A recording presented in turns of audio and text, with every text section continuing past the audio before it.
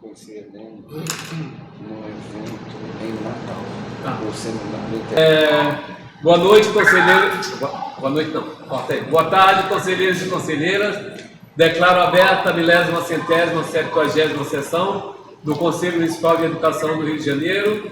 Agradeço a presença dos membros deste colegiado, dos presentes em nossa sede e daqueles que nos assistem pelo canal do YouTube. Agradeço especialmente ao professor Heleno Araújo, que nos dá a honra de sua presença em nossa plenária pública. Hoje, excepcionalmente, faremos a inversão do ponto de pauta, tendo em vista que o foco desta sessão será a participação do professor Heleno. Heleno Araújo é graduada em Ciências Físicas e Biológicas pela Fundação de Ensino Superior de Olinda, em 1990. Atualmente é diretor-presidente da Confederação Nacional dos Trabalhadores em Educação, diretor de Assuntos Educacionais do Sindicato dos Trabalhadores em Educação do Estado de Pernambuco, professor da Secretaria Estadual de Educação de Pernambuco, professor da Secretaria Municipal de Educação de Paulista, coordenador do Fórum Nacional de Educação, coordenador do Fórum Nacional Popular de Educação, conselheiro da Internacional da Educação para a América Latina e membro titular do Fórum Permanente de Formação Docente. Recentemente, em 2 de agosto deste ano, foi nomeado pelo presidente Lula como membro da Câmara de Educação Básica do Conselho Nacional de Educação, onde exercerá a função por 4 anos e irá auxiliar na formação de políticas públicas e diretrizes de ensino no segmento de educação básica, juntamente com outros 11 conselheiros que vão exercer atribuições normativas, deliberativas e de assessoramento ao ministro de Educação, assegurando a participação da sociedade no aperfeiçoamento da educação do país. De todo o exposto, recebeu o professor Heleno nesta Casa de Educação, para todos nós, conselheiros, uma honra e privilégio. Encerrando a minha fala, passo a palavra ao nosso convidado, que tratará da valorização da carreira docente no futuro Plano Nacional de Educação. Bom, fica previamente acordado que, ao término das considerações do professor Heleno Araújo, a palavra ficará franqueada aos conselheiros titulares, que deverão, caso desejem, fazer suas considerações. Peço que, para tanto, os interessados façam suas inscrições com a secretária executiva deste conselho, que é a Conceição, que está aqui ao nosso lado. Bom, professor, a palavra é sua. Obrigado, Lívia. Quero cumprimentar os colegas conselheiras, colegas conselheiros, agradecer o convite, dessa oportunidade de dialogar, a partir também desse espaço. Passei a também atuar no Conselho Nacional de Educação. Agradecer ao Diogo, que fez o contato, o primeiro contato, o convite para estar aqui. A recepção já dada pelo Milton desde o início, da gente dialogando, passando um pouco da ideia, do roteiro, para a gente fazer o nosso diálogo. E dizer que, após assumir a tarefa de Conselheiro Nacional, esse é o primeiro convite para participar da atividade do Conselho Municipal, o segundo está marcado no dia 10, o Conselho Estadual, que a gente já marcou na próxima semana. Então, é uma alegria a gente poder estar dialogando, trocando ideias entre nós e cumprindo também a tarefa que cabe ao Conselho Nacional de Educação, que é a articulação e o diálogo permanente com os conselhos estaduais, distrital e municipais de educação, que não pode ficar apenas na representação. Seria importante que a direção do Aldinho esteja interessada conosco, articulado pelo Conselho, o FONSEB, seus conselhos estaduais também, mas é muito importante o diálogo, a conversa direta entre nós, para fortalecer nossas ações quanto conselheiros e conselheiras. O roteiro pensado aqui é a gente dialogar sobre as nossas atribuições, os conceitos de educação, com o Plano Nacional de Educação, que permanece em vigor, já que uma lei foi aprovada no Congresso Nacional, foi sancionada, assinada pelo presidente Lula, e o atual Plano Nacional de Educação, que deveria vigorar até 24 de junho de 2024, foi prorrogado para 31 de dezembro de 2025.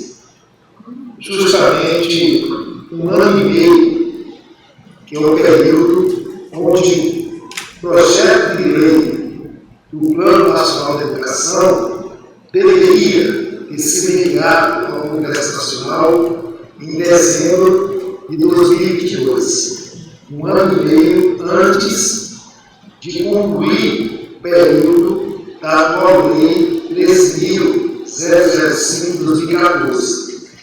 Justamente esse ano e meio que o projeto não chegou no Congresso Nacional, foi prorrogado para tentarmos, nesse período, aprovar o novo Plano Nacional de Educação. E a relação dos conselhos de educação com o Plano Nacional de Educação vai lembrando que cabe uma tarefa dos nossos conselhos, principalmente nesta que já foi dita aqui, de assegurar a participação da sociedade no desenvolvimento, no aprimoramento e na consolidação da educação de qualidade. E quando tratamos de educação de qualidade, também nós, no movimento educacional sindical, tratamos da qualidade social da educação. E garantir a qualidade significa garantir, de fato, o que determina a nossa Constituição Federal. O direito à educação para todas as pessoas, com o dever do Estado de garantir o acesso, a permanência e a conclusão dos seus estudos, possibilitando continuar estudando ao longo da vida. Essa é uma determinação constitucional que nós devemos e precisamos manter firme para que ela seja de fato executada, implementada em nosso país, coisa que ainda não aconteceu. Nesse sentido, nós temos a tarefa de formular e avaliar essa política da educação, política nacional da educação, que começa a ser implementada de fato nos municípios. E se olharmos a legislação educacional brasileira, podemos observar que avançamos bastante naquilo que está escrito tanto na Constituição Federal, na Lei de Diretriz Nacional da Educação, na Lei do Plano Nacional da Educação, na Lei do Fundo que financia a educação básica, que é o FUNDEB, e não conseguimos avançar muito ainda dos projetos de lei de outorga para garantir, de fato, a autonomia universitária da forma como debatemos de forma democrática as conferências de educação que nós realizamos em 2010, 2014 e esta agora, de modo extraordinário, em 2024. Além de formular e avaliar as políticas educacionais existentes, nós somos responsáveis para acompanhar e exigir o cumprimento dessa legislação. Nesse sentido, a própria lei do atual Plano Nacional de Educação nos dá a atribuição de monitorar de forma contínua todo o cumprimento das metas e das estratégias do Plano Nacional de Educação. Isso para o Conselho Nacional, para o Plano Estadual de Educação, os Conselhos Estaduais, para o Plano Distrital de Educação, Conselho Distrital, e para os planos municipais de educação, os Conselhos Municipais de Educação. Nós conseguimos, eu estou repetindo isso em vários locais, nós somos uma geração que nós conseguimos aprovar 2 planos de educação, após os pioneiros e as pioneiras da educação lá em 1932, fazer a exigência de ter um Plano Nacional de Educação que foi para a Constituição Federal de 1934. E de lá para cá, nós conseguimos aprovar o primeiro Plano Nacional de Educação desse país, que vigorou de 2001 até 2011, mas não conseguimos fazer com que ele fosse efetivado nas suas estruturas de organização, nas suas regras. Primeiro, porque o financiamento foi vetado em 2001, pela perspectiva de chegar a 7% do PIB em 2011. Segundo, não houve interesse do governo federal de criar uma estrutura para estimular a aprovação dos planos estaduais, distrital e municipais de educação. Então, após 10 anos, apenas 12 estados tinham planos estaduais de educação e em torno de 1.200 municípios tinham planos municipais de educação. Das 170 metas previstas no primeiro plano, apenas a matrícula na pré-escola foi alcançada. A atribuição ficava justamente aos municípios, com acompanhamento dos conselhos municipais de educação. O segundo Plano Nacional de Educação que nós conseguimos aprovar, 2014-2024, trazia naquele momento o contexto da existência da Secretaria de Articulação do Sistema de Ensino dentro do Ministério da Educação, a SASE. Essa Secretaria do Ministério da Educação criou comissões técnicas em todos os estados e no Distrito Federal, equipes indicadas pelos fóruns estaduais de educação, conselhos estaduais de educação, a UDIME, a UNIME, compôs um grupo técnico que nos ajudou a fazer o processo da articulação de um plano que apontava no seu financiamento alcançar 10% do PIB em 2024. Com esse movimento, infelizmente, só aí, no estado do Rio de Janeiro, que nós não conseguimos aprovar o Plano Estadual de Educação. Todos os estados e o Distrito Federal tiveram seus planos aprovados. Saímos de 12 para 26. E passamos de 99% dos municípios que aprovaram os seus planos municipais de educação. No contexto do estímulo do governo federal à criação dos planos, à aprovação dos planos, nós tivemos um avanço. Mas depois, com a emenda constitucional 95 de 2016, nós tivemos um retrocesso no financiamento da educação em nosso país. Com isso, toda a leitura nacional e internacional que nós temos sobre o financiamento da educação mostra a queda que tivemos nos investimentos para a educação. Tanto o último dado da OCDE, que aponta o desinvestimento da educação de 2016 até 2022, como também os dados que nós coletamos aqui pelo INEP, mostra a queda do orçamento da educação nesse período. Então, nós tivemos o estímulo para a criação dos planos, mas tivemos um ataque no financiamento desses planos e também tivemos um ataque no processo de monitoramento com a participação social. Ou seja, a alteração feita no Fórum Nacional de Educação em 2017 impediu que o Fórum Nacional de Educação, que os próprios conselhos de educação cumprisse o que está determinado no artigo 5º da Lei do Plano Nacional de Educação, que é todo esse processo de acompanhamento, monitoramento, avaliação, de fazer propostas para que o plano fosse implementado. Como resultado, 10 anos depois, temos algumas metas parcialmente cumpridas, em torno de 3 ou 4 metas parcialmente cumpridas, mas a essência do direito à educação, da valorização dos profissionais da educação, da qualidade da educação, não alcançamos também na última década.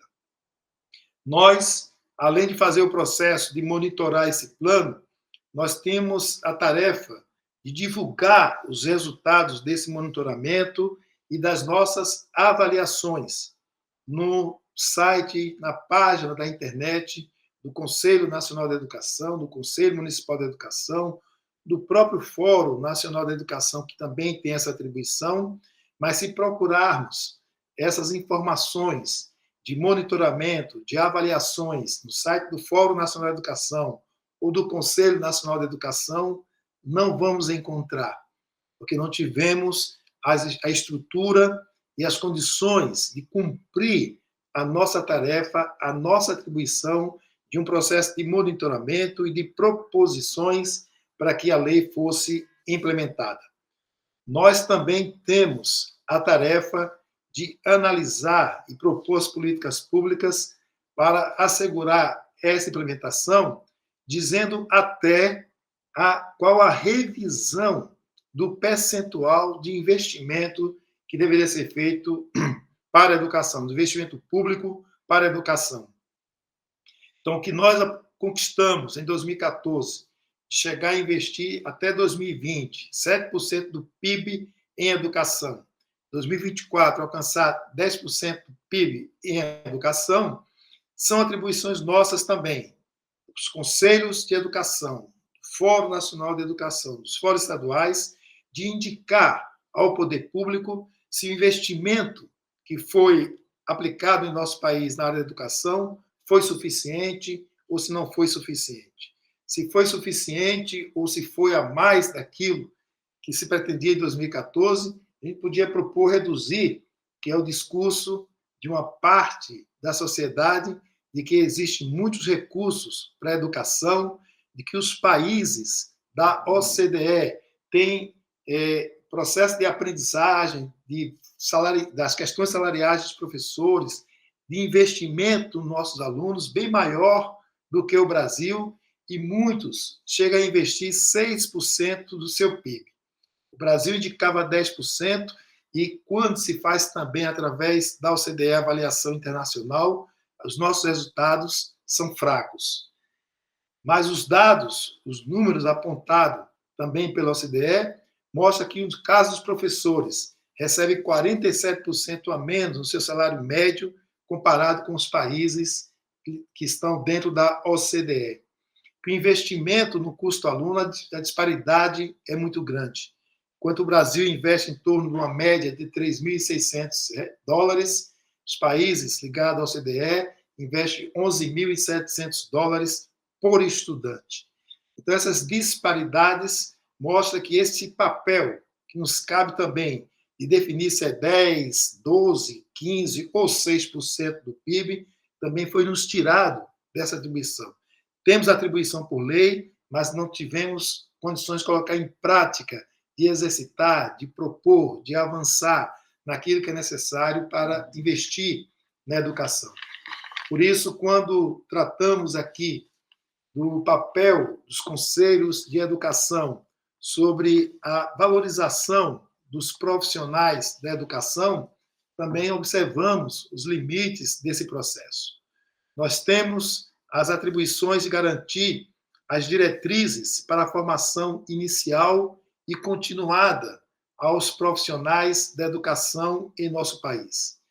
No entanto, impuseram, através também do Conselho Nacional da Educação, uma base nacional comum curricular, sem assegurar a participação efetiva da sociedade nesse processo de debate.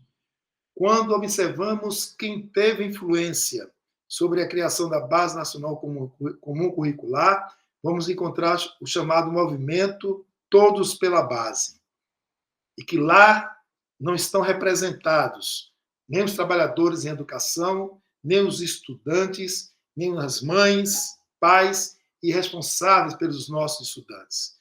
Podemos encontrar os dirigentes educacionais, podemos encontrar os conselheiros de educação, mas os segmentos da comunidade escolar, que são 5, 3 ficaram ausentes dessa consulta, desse debate, dessa escuta, onde os conselhos deveriam assegurar essa participação para a gente definir como vamos tratar o currículo em nosso país.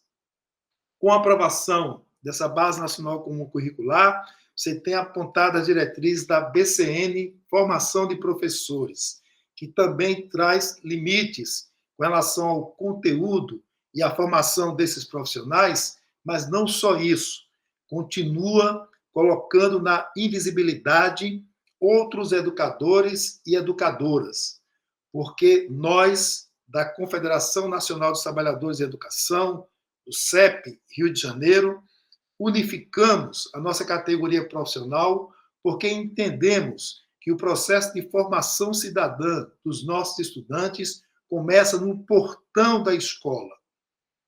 É o porteiro concursado, profissionalizado, com piso salarial, com carreira e com condições adequadas de trabalho, que vai cuidar da formação inicial dos nossos estudantes e vai garantir a segurança dentro das nossas escolas. Quem conhece, convive com as escolas particulares, sabe que quando a escola particular tenta fazer uma privatização, uma terceirização do porteiro da escola, os pais, as mães reclamam, porque no processo de terceirização, o porteiro nem sempre é o mesmo que está ali, mas eles querem parar o carro na frente da porta e saber que aquele porteiro conhece o seu filho, sabe quem é o pai, sabe quem é a mãe, sabe quem é a avó, sabe quem está responsável para buscar aquela criança. Se na escola pública, ou todas as escolas públicas, tivermos porteiro concursado, permanente ali na frente, a gente também ia garantir esse processo de cuidado e de atenção com os nossos estudantes. Um porteiro na escola Geuda Amorim, que eu sou lotado em Paraty e Paulista, que passa bem próximo a um fluxo grande de transportes coletivos e transeúntes lá aos montes, poderia dizer, cadê fulano que não veio para a escola hoje? E a mãe dizia, mas ele saiu de casa para vir para a escola, mas não passou aqui, porque conhece cada estudante pelo nome, pelo apelido, conhece as famílias e vai dar segurança para essa escola. As crianças que chegam dentro de uma sala de aula, encontram uma sala de aula limpa, ali não acontece por acaso. Tem profissionais da educação cuidando da limpeza, e nós tivemos na política educacional desses profissionais mudanças importantes.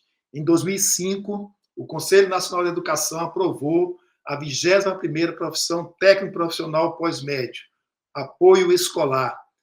A criação dessa 21ª profissão possibilitou ao governo federal criar o programa Profuncionário, fazendo um processo de profissionalização na infraestrutura e meio ambiente para os porteiros e o pessoal da limpeza, em nutrição escolar para as nossas merendeiras, em gestão da secretaria, gestão escolar para o pessoal da secretaria, em a questão tecnológica também para o pessoal de apoio da tecnologia. Então, a profissionalização dessas pessoas é importante para o processo. Mas quando hoje ainda olhamos para o papel do Conselho Nacional na hora de pensar a formação continuada dos profissionais da educação, tudo é voltado apenas para professores e professoras. Não aparece no contexto a determinação da Constituição Federal, no seu inciso 5º, quando trata da política de formação para os profissionais da educação, que é a Lei 12.014, de 2009, caracterizou quem são esses profissionais da educação, que não são apenas professores. Inciso 1º, professores, inciso 2º, pedagogos, e terceiro, os nossos funcionários administrativos, que devem ser profissionalizados e pensar numa política nacional de formação para o conjunto desta categoria. Então, esse é um papel dos nossos conselhos, que devem pensar também, no âmbito do Sistema Municipal de Educação, essa formação ampla para todos esses profissionais. Teremos dificuldade, porque muitos continuam sendo indicados por vereadores para ocupar cargos sem concurso público, outra parte está terceirizada desses serviços, e outra parte não existe esse profissional. Então, um trabalho árduo que temos aí pela frente, nessa perspectiva dessa valorização. Outro elemento importante para a política de valorização e da qualidade da educação é a regulamentação do custo aluno-qualidade, que está criada e determinada desde 2007 na Constituição Federal e até hoje não foi regulamentado. O Conselho Nacional da Educação chegou a fazer uma regulamentação do custo aluno-qualidade. A resolução foi enviada ao Ministério da Educação, ficou muito tempo no Ministério da Educação e depois foi devolvido ao Conselho Nacional da Educação.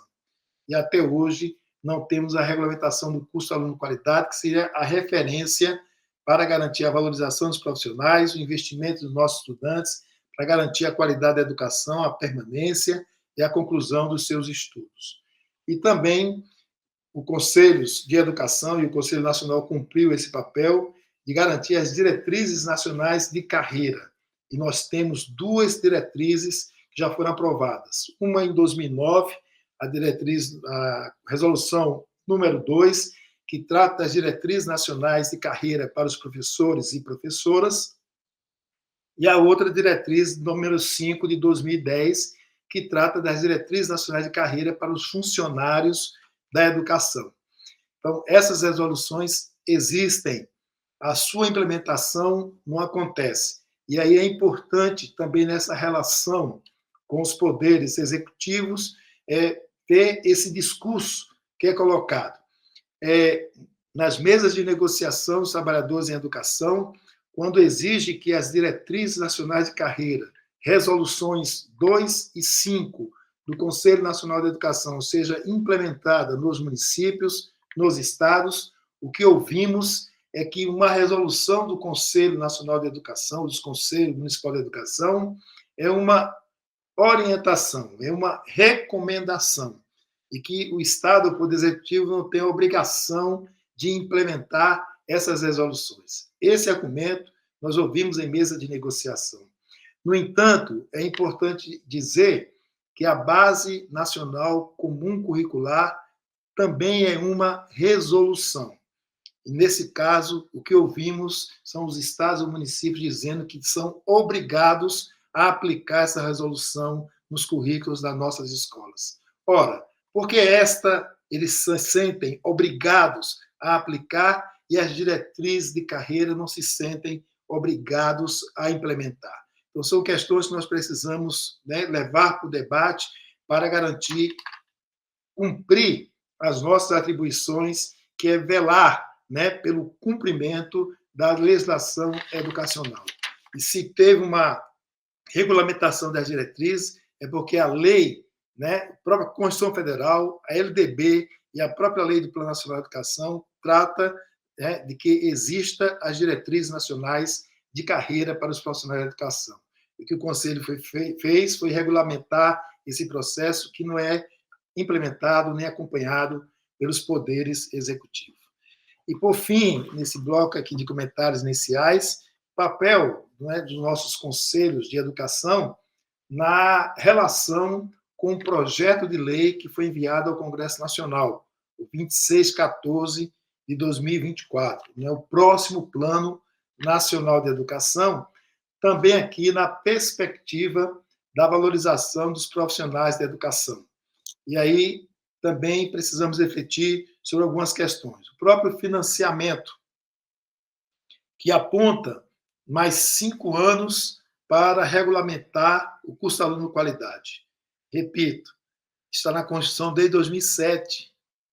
Até hoje não foi regulamentado.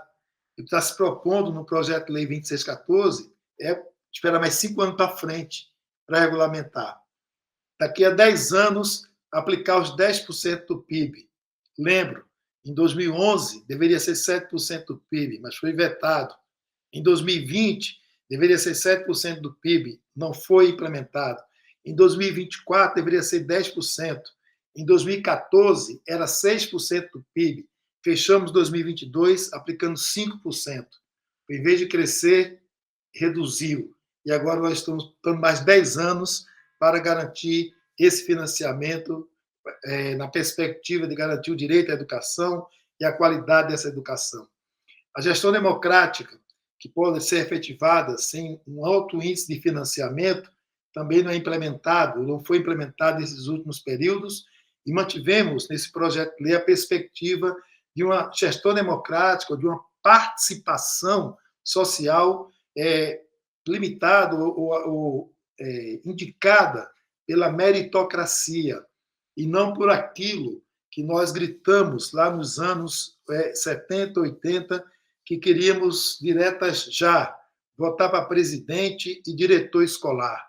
Então, votar em diretor da escola, né, é também um dos processos de participação, porque isso possibilita o exercício da cidadania, o exercício da democracia às nossas crianças desde os 10 anos de idade, para aprender a votar, entender o que é o projeto, entender que um projeto em disputa não significa que são inimigos e que vão ter que se matar ou se agredir um com o outro dentro do espaço da escola.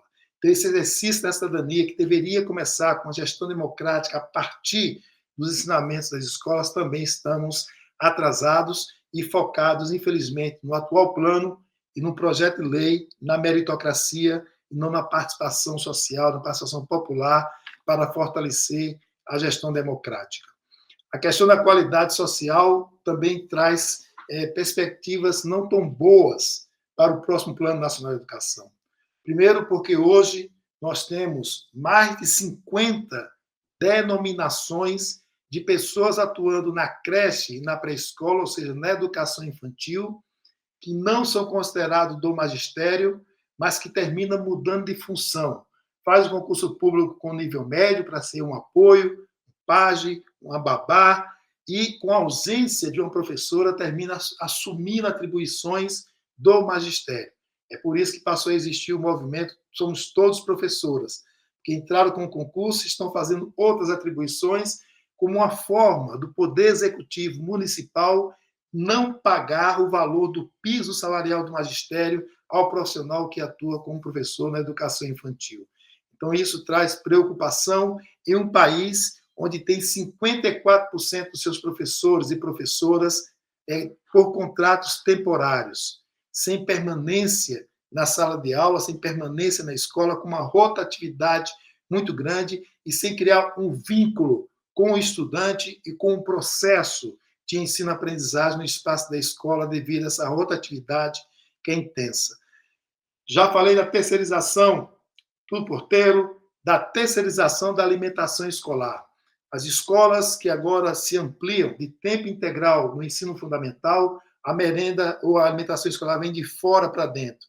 Empresas contratadas que só entregam na hora da alimentação, trilhando a possibilidade dessa formação cidadã também, do cuidado com a alimentação, com a compra de material orgânico dos pequenos agricultores, que também a lei da alimentação escolar determina, e com o processo de formação também de como se alimentar bem ou como se cuidar dentro do espaço da escola, que deveria também cumprir esse papel. Então, isso termina por afetar, né, um dos nossos objetivos aqui, que é garantir a qualidade da educação.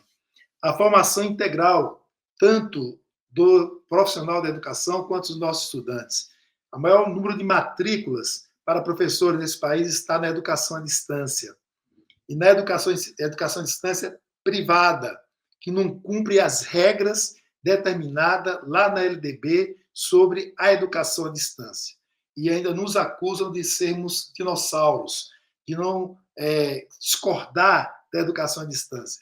Nós não discordamos da educação à distância. Nós afirmamos que uma formação de um profissional que cuida de outras pessoas tem que ser presencial, tem que ser olho no olho, tem que aprender a conviver com as pessoas e não fazer um processo de formação de professores à distância sem cumprir as regras legais e tirando o diploma, e com esse diploma indo para dentro da escola sem nenhuma relação humana, sem nenhum cuidado com as pessoas, trazendo prejuízos enormes às nossas crianças e à educação em nosso país. Processo do uso da tecnologia, que a gente fala que deveria vir para nos ajudar e dar mais tempo para viver com dignidade. E o que está acontecendo em alguns estados é usar a tecnologia, usar as plataformas para substituir professores e professoras, garantir a independência e autonomia dos estudos diretamente com as máquinas, com as plataformas, com cursos colocados lá, porque não é mais professores ou professoras, mas instrutores e instrutoras que ajudam as pessoas a aprender a mexer nas máquinas, nos aparelhos, para fazer seu autoconhecimento. Então, um perigo também que ronda a educação em nosso país, da forma como já está efetivado com os trabalhadores e trabalhadoras bancários e bancárias, que hoje muitos de nós não vamos mais nesse espaço porque o celular dá conta disso. Na entrada de um estacionamento onde tínhamos pessoas nos atendendo e hoje tudo a máquina é que resolve. Será que essa estrutura também está colocada para a situação da educação? E aí a defesa que tem alguns grupos em nosso país de defender a educação domiciliar, de não ter que matricular o filho na escola, seja pública ou seja privada, porque em casa vai cuidar desse processo.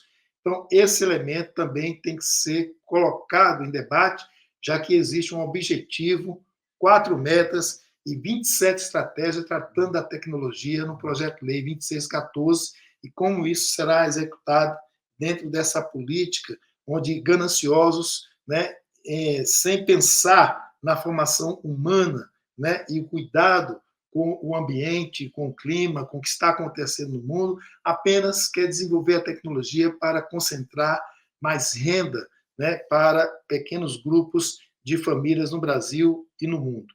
A questão das políticas de inclusão e de segurança, que permeia também todo o processo do projeto de lei 2614, e que ela é fundamental para todas as pessoas. Então, quando a gente fala da política de inclusão e de segurança, não é só para estudantes, para profissionais de educação, é para a comunidade escolar. E aí nós temos também que ter atenção nesse processo. O projeto de lei também fala de garantir a formação e condições de trabalhos adequadas aos profissionais de educação, aplicando os indicadores da valorização profissional. Uma formação inicial sólida aos profissionais de educação, uma política de formação continuada, um piso salarial onde em torno de 9 estados não cumprem devidamente, 40% dos municípios não pagam o piso do magistério e que há uma rejeição muito grande, tanto dos dirigentes da Undime, do Concede e do próprio Ministério da Educação, ao projeto de lei 2531, que quer determinar um piso para os funcionários da educação em torno de 75% do valor do piso do magistério. Então, o projeto indica esses indicadores de qualidade e valorização dos profissionais da educação.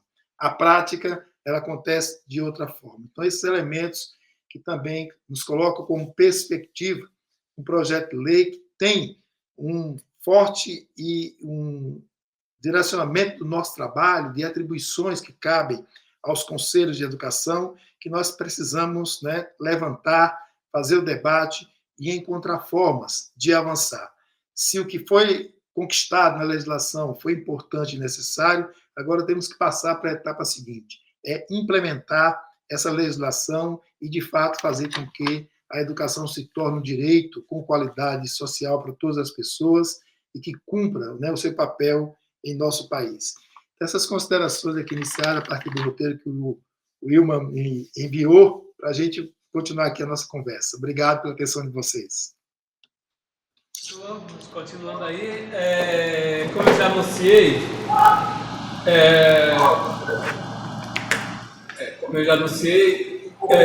estão abertas as inscrições para as considerações dos conselheiros, né?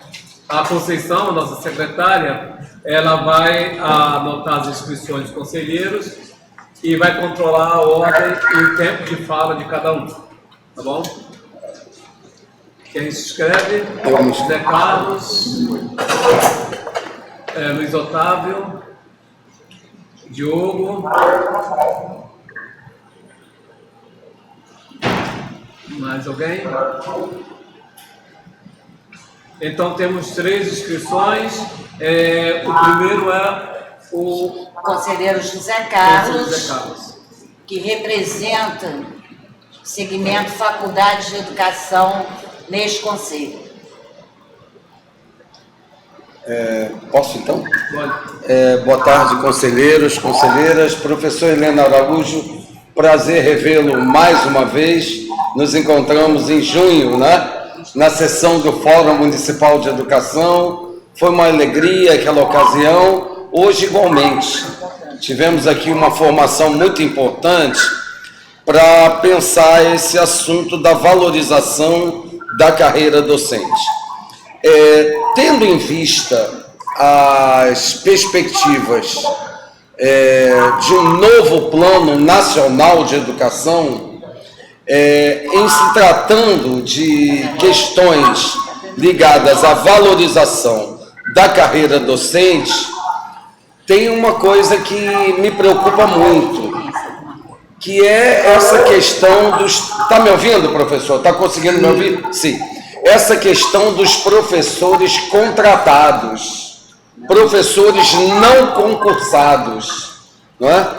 Nós sentimos muita falta de um balizador, né? Uma estratégia, uma meta que monitore essa questão, porque nós temos redes que com excesso de professores contratados, e a gente sabe que, muito embora sejam profissionais de educação muito bem formados, a gente sabe que esses vínculos são precários. E a perspectiva de uma carreira docente, ela precisa contar com uma perspectiva de ascensão, de promoção, de acúmulo de experiência e valorização, porque muito se tem dito, professor, sobre a falta desses elementos causar a desmotivação dos jovens para procurar os cursos de licenciatura. Então, queria que, na perspectiva do novo Plano Nacional de Educação, você pudesse falar um pouco para nós do que vem por aí, nesse sentido, tá? E a segunda colocação, se me permitirem, ainda sobre a questão da precarização da carreira docente, esse exemplo que está acontecendo, por exemplo, no estado de São Paulo, do uso das inteligências artificiais para preparar aulas digitais, substituindo um cargo previsto no organograma da Secretaria Estadual, que era o professor curriculista, está sendo substituído por uma inteligência artificial. Então, eu queria que você também falasse sobre isso para nós. Obrigado. Professor, antes de responder, quando um conselheiro estiver falando, feche o seu áudio, o microfone, que aí para não dar retorno. Tá bom? Desculpa, obrigado. Falei muito alto. Não, o dele está aberto. Agora pode abrir. As perguntas ficaram claras, professor? Sim. Ok. Vamos passar para outra pergunta ou ele responde? Não, prefiro que responda um por um, são três, então pode responder um para um. Eu acho que o Zé Carlos traz um elemento que complementa essa grande preocupação. Eu tinha colocado aqui os percentuais de contratos temporários, que são muito grandes nas redes, infelizmente, mas ele nos fez lembrar também desse processo de ataques, né, profundo à nossa profissão, né, que é a questão do achatamento na carreira. Ou seja, estamos vivenciando uma situação de que o piso salarial está sendo um teto colocado. Eu estive há pouco em um município onde o Tribunal de Contas devolveu a aposentadoria da professora porque ela estava se aposentando, mas o salário dela era só o piso do magistério, e a grade de vencimento do plano de carreira do município apontava que ela deveria estar recebendo outro valor salarial que não foi aplicado pela prefeitura. Então, veja que situação que nós estamos vivendo, até estranhando, porque o Tribunal de Contas deveria obrigar a prefeitura a atualizar o salário dela e garantir o seu direito à aposentadoria, e não devolver, né, o processo, negando o processo da aposentadoria, dizendo que o salário que estava errado. Isso traz, né, com certeza, uma situação muito complicada para quem está hoje na rede, ou se nós tínhamos desde a primeira pesquisa que a CNTE fez, e 33% da nossa categoria está sofrendo uma doença da desistência, né, sendo de burnout colocado nesse processo, né, sendo acometido por doenças profissionais, devido a essa carga, né, ou essa forma de tratamento a esses profissionais. E a quem nós estamos atendendo, que é os nossos estudantes, estão vendo isso todos os dias.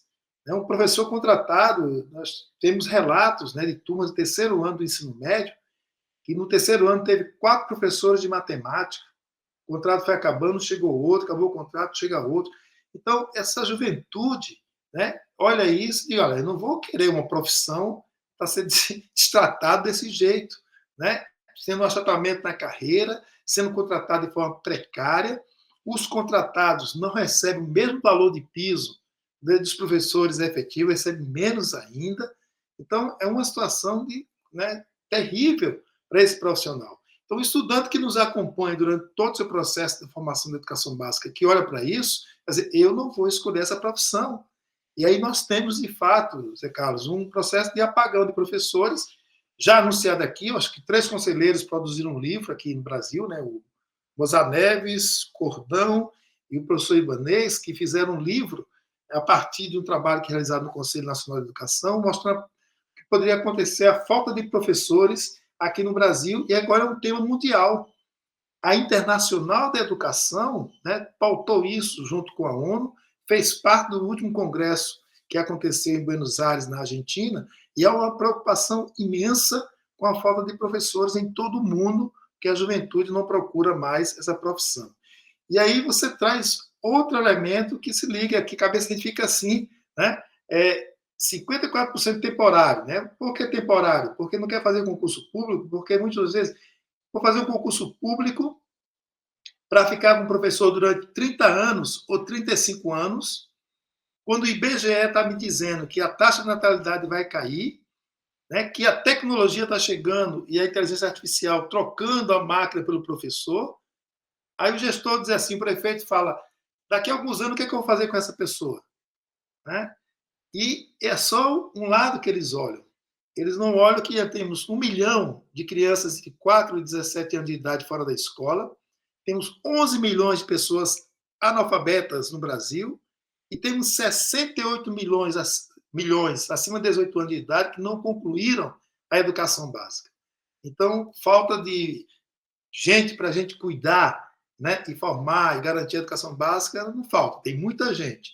Né? O que falta, de fato, é compromisso do poder público para garantir, né, chegar a essas pessoas e lhe garantir o direito à educação. Então, Zé traz mais elementos que nos preocupam, né, nesse processo aí de avanço da valorização dos profissionais da educação.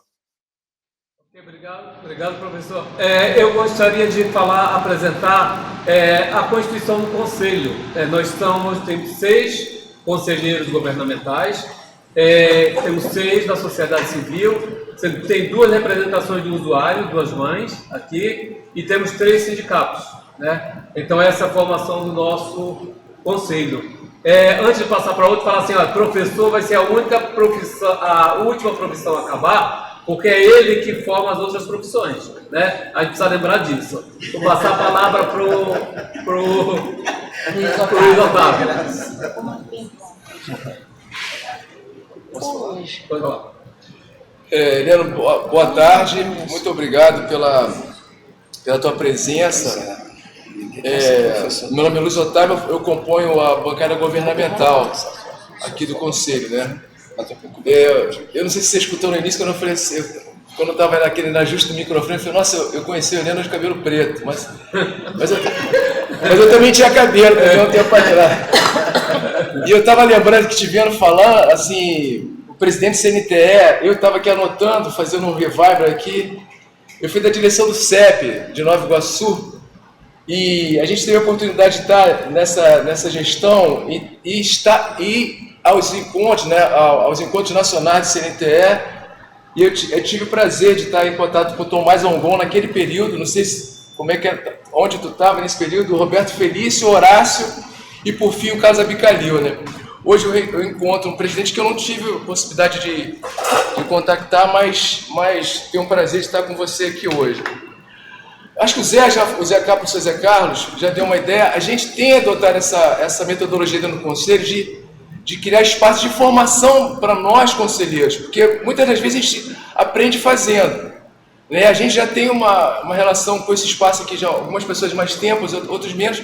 O conselho também se renova, né? E saber quais são as nossas atribuições e como atuar dentro dessas atribuições da melhor forma possível é um desafio para a gente. Né? Um desafio. Então, por isso que a tua fala para a gente é muito importante para a gente tentar entender até onde a gente pode ir, onde a gente não deve ir.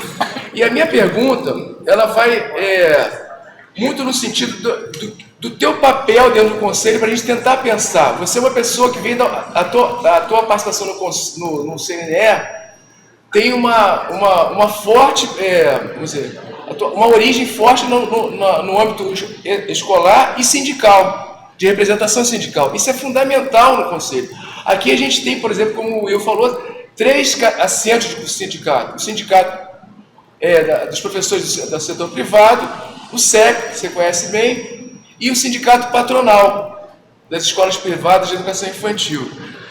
Essa relação dentro do conselho, ela é tensa, no sentido bom, porque a gente sempre fica assim, onde é pauta sindical, onde é pauta que o conselho tem que dar conta. E por que eu vou te falar? Eu vou te exemplificar isso. Alguns anos atrás, a gente teve a oportunidade no conselho de receber o professor Chico Soares aqui. E o professor Chico Soares, ele presidia a comissão que conduziu a Base Nacional Comum Curricular. E diferente de você, pela tua fala agora, o Chico Soares tinha um balanço muito positivo do debate e da elaboração da resolução da Base Nacional, porque é uma disputa, é um campo de disputa dentro do Conselho. E dentro da comissão que também compôs a base, né? Nas idas e vindas. Eu mesmo participei como professor da base aqui, discutindo, apresentando propostas, né? Entrei lá, me loguei. Então o Chico trouxe um balanço diferente do teu, pelo menos da fala que você fez aqui agora. O Chico trouxe um balanço positivo dessa disputa. Então, como dentro de um conselho, uma representação sindical, com a grandeza que o teu nome representa, consegue, dentro dessa correlação de forças do Conselho, avançar na direção, por exemplo, da valorização profissional, sabendo que os temas estão em disputa, né? No setor privado, no terceiro setor, como você lembrou bem aí agora, no governo. Como é que você vê essa relação, essa correlação, porque nos ajuda também a entender como é que a gente funciona aqui dentro no Conselho Municipal, entendeu? Desculpa eu ter prolongado, mas... Foi ótimo. Me alongado, aliás, mas eu anotei aqui para fazer a pergunta de forma sucinta e não consegui. Obrigado, Leite. Desculpa aí. Nada. Não, professor? Mas o tema é esse mesmo, a gente tenta ajustar, né? É difícil. Mas você tem, Luiz Otávio, uma vivência já, né, desse conjunto, dessas ações. Quando Tomás estava na CNTE, não era nem CNTE, ele estava naquela transição, né, que a gente tinha a Confederação Brasileira de Professores, a CPB, Professores do Brasil. Só depois ele fez o último mandato lá e fez a transição e constituímos a Confederação Nacional dos Trabalhadores em Educação. E aquilo que, antes de 88, nós atuávamos com associações, porque não tínhamos no serviço público o direito de ter sindicato, só com a Constituição de 88 nós garantimos, a CNTE foi pensado, aprovado em Congresso em 1989. Em 1990, como o Wilmer já leu aí, eu consegui fechar a minha licenciatura. Então, me tornei professor diplomado em 1990. Então, cheguei depois nesse processo. Mesmo ali, nesse processo de discussão, a gente teve mais adiante, em 93, e aí o Horácio Reis, que você citou, era presidente da CNTE, também do meu estado de Pernambuco. Após aquelas conferências de educação para todos, ele conseguiu, né, no articulado com o Ministério da Educação, Murilo Wing, era o ministro do governo Itamar Franco, com o Conselho, um time, fóruns do Conselho Estadual de Educação, e a UBS, a UNE, assinar um pacto pela qualidade da educação e a valorização do magistério naquele período. Ali foi pensado um Fundeb, um fundo para financiar toda a educação básica. Ali foi assinado um acordo para aplicar o piso do magistério a partir de outubro de 1995, né, e nada disso aconteceu, porque depois que mudou o governo em janeiro de 95, esse pacto foi desconsiderado, foi rasgado, e não conseguimos avançar. O Carlos Augusto Abicalil, eu já tive a oportunidade de conviver com ele, porque como ele era presidente, eu fui ser conselheiro do Sintep na CNTE. Eu comecei como conselheiro do meu sindicato, e aí convivi também com o Abicalil, com o presidente da nossa confederação. E desde lá, né, tanto desse período quanto do anterior, quando a gente lutava pela democratização, né, em nosso país, nós somos de um movimento sindical que acreditamos que temos que participar desses espaços de deliberação. Então, os conselhos é um espaço que o nosso movimento defende que estejamos lá dentro para ser representados. Até hoje, em alguns conselhos estaduais, nós temos a nossa vaga, mas ela ainda é submetida à vontade do governador. Ele pode nos nomear ou não. Em alguns estados, nós já consolidamos esse espaço de participação. No Conselho Nacional de Educação, também é por indicação. Então, quando eu fiz referência aqui na fala passada sobre as diretrizes de carreira, quem escreveu as diretrizes foi a Bebel, a presidente do sindicato da POESP, que foi indicação da CNTE, junto com o professor Luiz Dourado, que escreveu as diretrizes da formação do profissional, da formação superior, para os funcionários da educação. E Luiz Dourado também, além da ANPAE, das associações, foi indicado pela CNTE. A nossa primeira indicação no Conselho foi do professor João Mulevade, né, que estava lá por indicação nossa nesse processo de construção. Então, estar nesse espaço com a representação que você falou, Luiz Otávio, dessa divergência ou dessa multiplicidade, né, de representação, ela é muito importante para a gente trocar as informações, as ideias, né, essa construção coletiva e buscar, né, um consenso na formulação de resoluções, de pareceres que atendam essas demandas que nós convivemos com elas de forma pacífica e aceitável. A ex-presidente da Câmara de Educação Básica, a Amables, um dia que eu vou conversar, eu queria entender por que vocês são contra a educação privada. Eu digo, Amables, você está com a leitura equivocada. Desde a Constituição de 88, que é admitido a escola ser privada funcionar. Nós não temos nada contra a escola privada. O que nós não aceitamos é que o setor privado venha privatizar a educação pública. É diferente. Você conviver com a escola que é privada, dela existir, dela atuar, tranquilo, não tem problema. Agora, você pagar R$8 por aluno e entregar um diretor concursado, professor concursado, que se tornou diretor de uma escola, e o governo dizer, você vai ter R$8 por aluno para manter a escola funcionando bem e cumprindo seu papel. Aí você diz que não cumpriu o papel, que esses R$8 por aluno estava dando conta, você vai botar uma empresa lá dentro e passa a investir R$800 por aluno? Que é isso? Aí depois dizer que não é privatização? Ah, não, eu vou entregar só a gestão da escola ao setor privado. O pedagógico vai continuar com professores. Ora, nós atuamos separadamente? A gestão da escola com a gestão pedagógica, financeira, administrativa, tem separação desse processo? Então, esse tipo de atitude de você fazer um investimento baixo para quem é profissional da educação, cuidar da escola, e depois vai dizer que vai entregar uma empresa privada e sai de R$8 para R$800 para investimento, aí não dá. Aí tem abuso nesse processo. Então, ouvir, entender e ter essa representação trazendo os elementos é importante. Agora mesmo só participei de 2 reuniões no Conselho Nacional.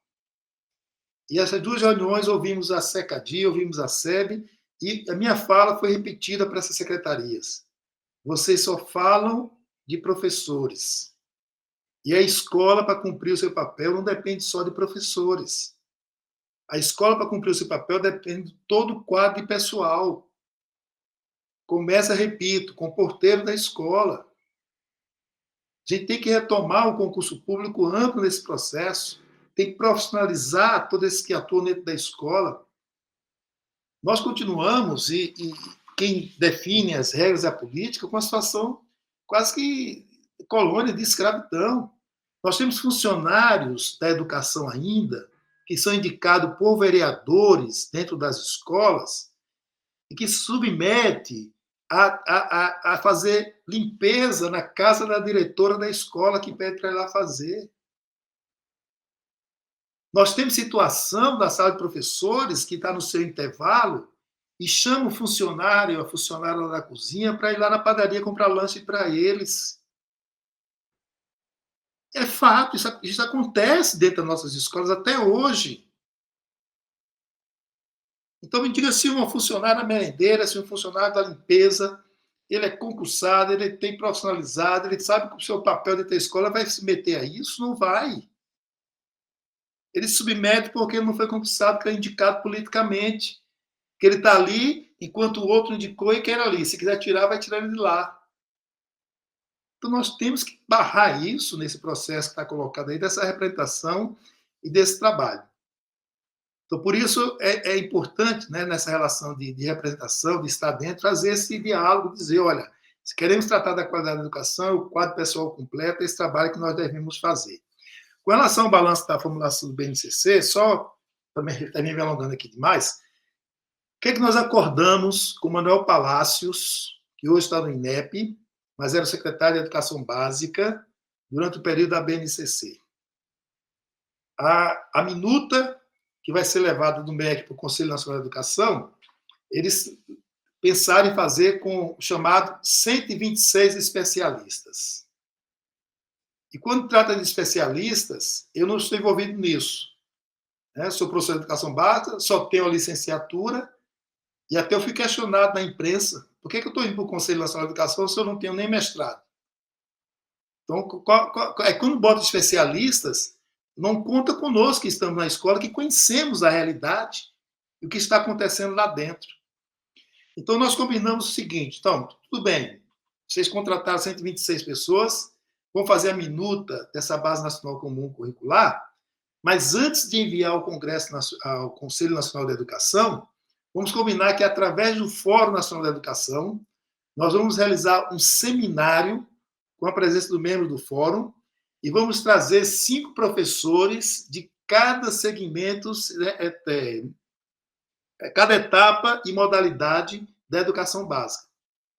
Para a gente fazer, a partir do que os especialistas elaboraram, bater com quem está dentro da sala de aula, na creche, na pré-escola, na educação de jovens e adultos, na educação especial, para verificar se essa elaboração bate com a nossa realidade. E após esse seminário, esse material segue para o Conselho Nacional de Educação, que também pode ser submetido a outras propostas quando se coloca à disposição. Esse seminário, Otávio, não aconteceu. O governo saiu, o Palácio saiu, porque teve impeachment do presidente Dilma. Eu tive 2 reuniões com o ministro Mendonça Filho, com a assessoria, a secretaria dele, mais 3 reuniões. Insisti nessa elaboração, mas não fizeram. Todo o debate final do documento que saiu do MEC, o Fórum Nacional de Educação, que eu estava coordenando, não foi chamado para nenhuma reunião. A CNTE, que eu era diretor de assuntos educacionais, não foi convidado para nenhuma reunião. Se perguntar a UBS e a UNE também, não muito a UNE, mas a UBS, que é da educação básica, você vai ouvir o mesmo. Então, por que o FONSED, que representa os conselhos estaduais, estavam presentes? Por que a Undime, que representa os dirigentes, estavam presentes? Por que o CONSED, que representa os secretários, estavam presentes? E a representação dos estudantes trabalhadores não estavam presentes, nem o fórum. Então, quando se faz um balanço, muitas vezes o Mendonça Filho também falava isso, não, foi feita uma consulta com mais de 12 milhões de opiniões. E quantos foram robôs desse processo? Quantos robôs ali opinaram, quantos mandaram lá? Separaram isso? Então, quando a gente faz a queixa aqui da não participação, primeiro foi da representação que não estava no espaço de discussão e definição da política, né? E isso fez com que o próprio seminário que nós pensamos, ele também não aconteceu. Então, nós não podemos medir, né, o que os especialistas fizeram que se bate, né, com a realidade. E isso é perigoso, por quê? Porque a gente faz uma política desse tipo e não vê ela sendo aplicada lá embaixo. Porque quando o cara pega lá o seu material, ele faz do seu jeito. Ele não segue esse processo, porque não teve a elaboração aproximada da realidade que nós atuamos, da forma como nós atuamos. Então, isso precisa ser, né, melhorado para poder a gente avançar. Então, você provocou muitas coisas aí. Valeu. Primeiro jogo. Professor Heleno, boa tarde. Você me ouve bem? Preciso virar para cá? Ouve, né? Bom, falar sobre o financiamento da educação, tema que você tratou muito bem. Eu escrevi aqui para não... Eu tenho o hábito de falar muito, então eu escrevi. A presidenta Dilma, em 2013, sancionou uma lei que destinava 75% dos royalties do petróleo e 50% do Fundo Social do Pré-Sal à educação. Bolsonaro, durante seu governo, desobrigou o uso desses recursos na educação e na saúde. Aí vem minha pergunta: com o arcabouço fiscal, já no governo Lula, como é possível pensar em dobrar esses investimentos, saindo de 5% para 10% da educação, de modo que o piso do magistério e o piso que não existe dos funcionários possa ter um crescimento e não se tornar teto?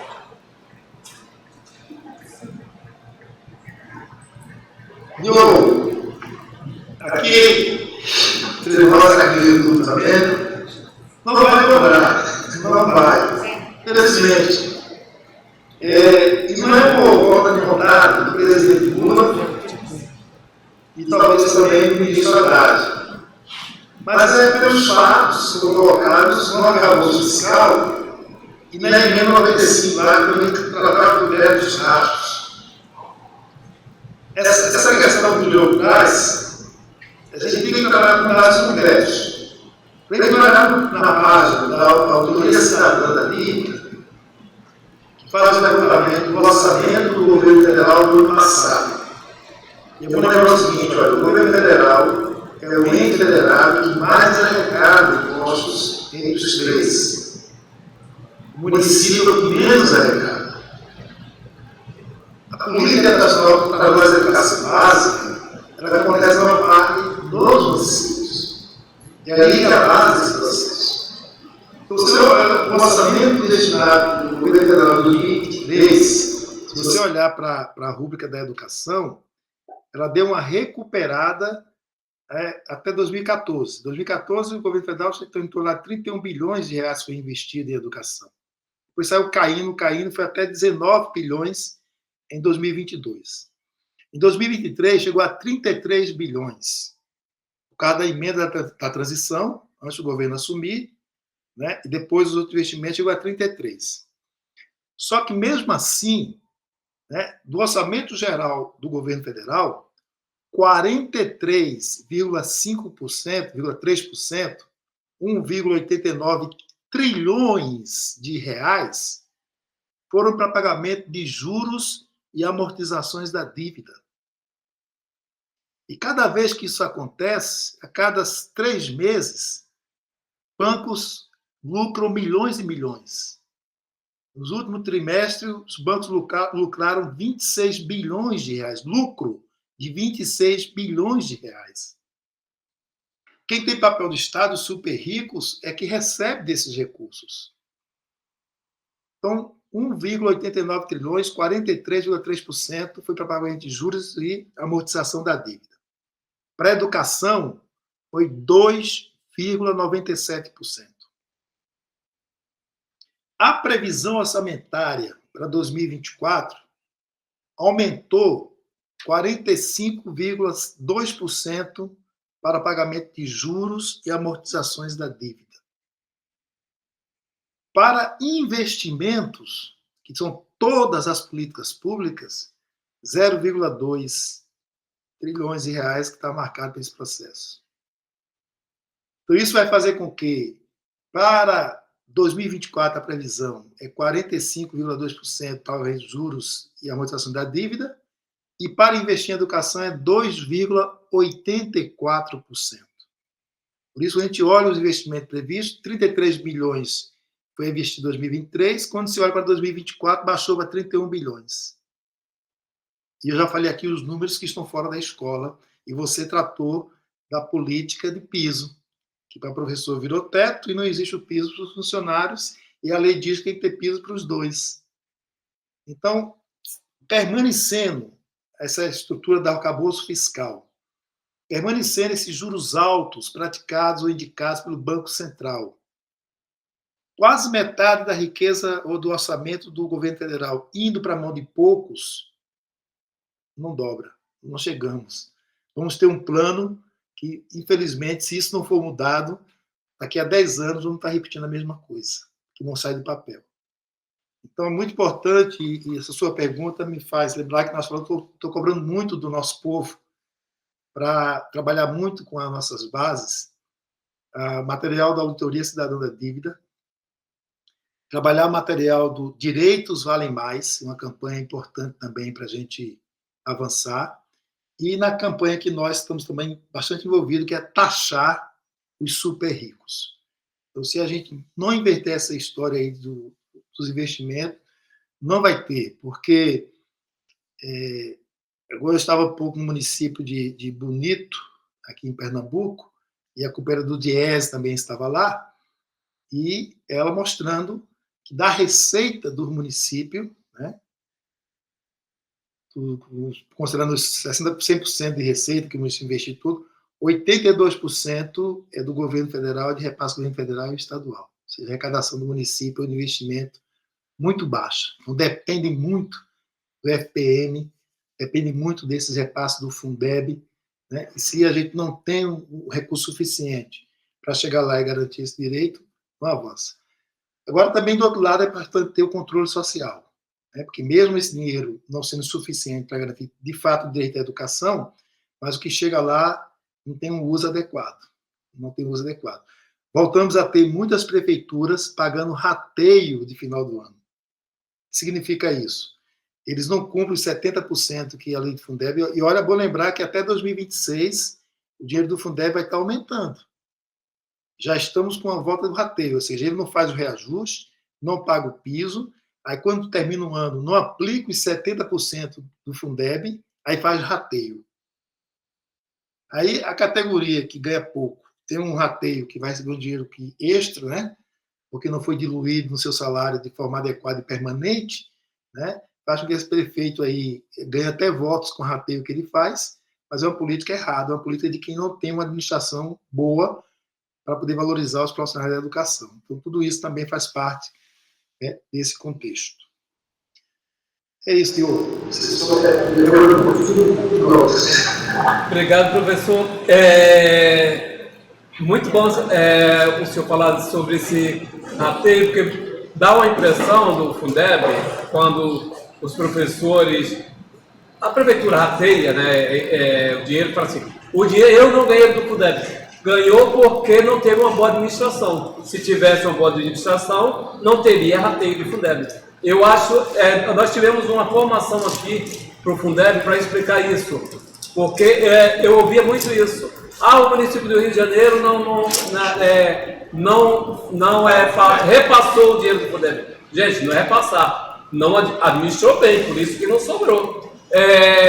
Eu acho dividir o dinheiro do Fundeb é uma atitude de desespero, né, porque não soube gastar, né? Mas a minha pergunta não é essa, não. A minha pergunta é um pedido de uma ajuda aí para a gente resolver um problema que está o ano inteiro aqui, e você com essa experiência toda que você tem agora no Conselho Nacional, sobre a Lei 14.191, que é a Lei de Libras. A gente está o ano inteiro discutindo isso aqui, que é uma lei impraticável. A gente olha a lei e vê como é que vai fazer, regulamentar para a Secretaria cumprir. A gente não encontra. Você já encontrou algum município que pegou essa lei e realmente destrinchou e passou para a Secretaria para implantar como a lei está no momento?